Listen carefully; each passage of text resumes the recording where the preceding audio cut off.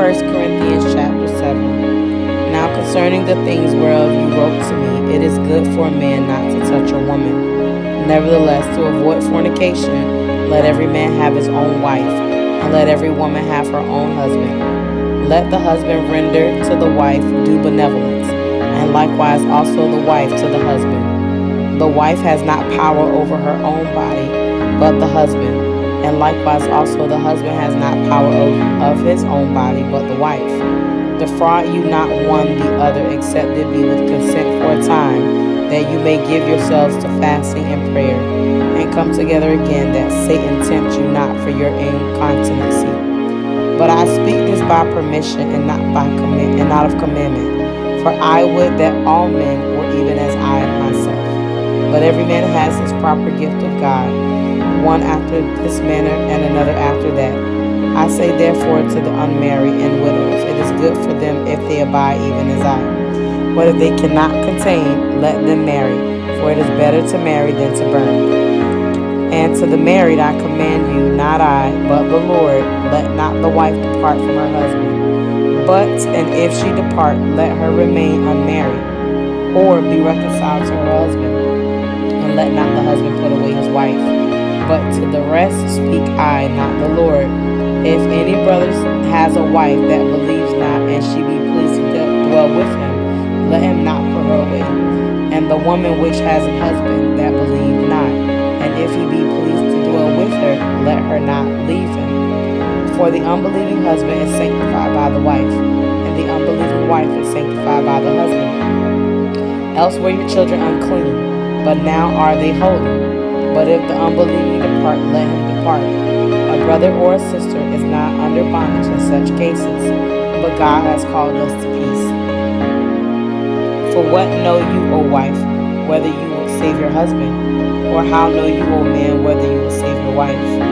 But as God has distributed to every man, as the Lord has called every one, so let him walk, and so ordain I in all churches. Is any man called being circumcised? Let him not become uncircumcised. Is any called in uncircumcision? Let him not be circumcised.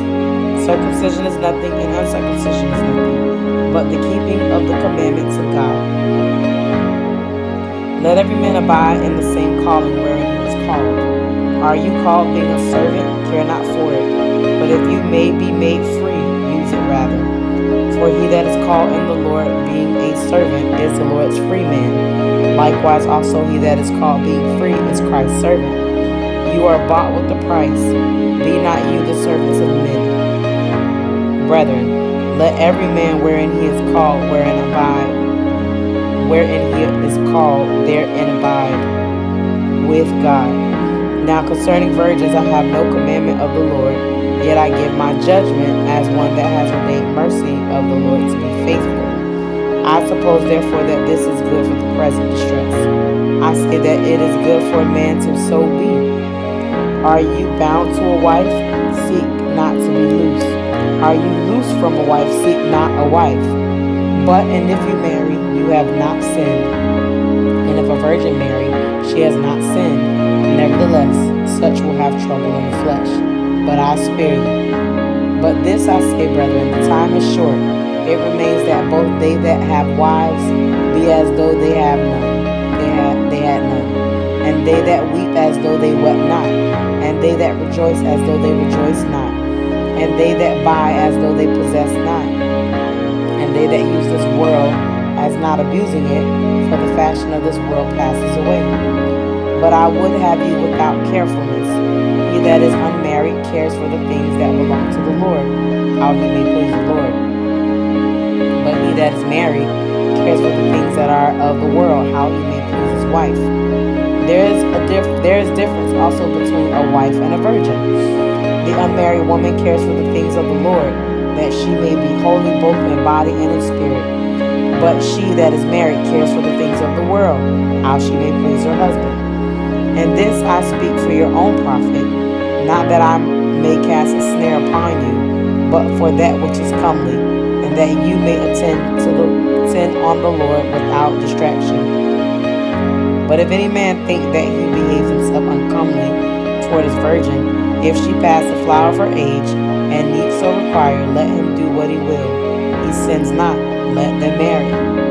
Nevertheless, he that stands steadfast in his heart, having no necessity, but has power over his own will, and has so decreed in his heart that he will keep his virgin, do well. So then he that gives her in marriage do well, but he that gives her not in marriage do better. The wife is bound by the law as long as her husband lives. But if her husband be dead, she is at liberty to be married to whom she will, only in the Lord. But she is happier if she so abide after my judgment. And I think also that I have the Spirit of God.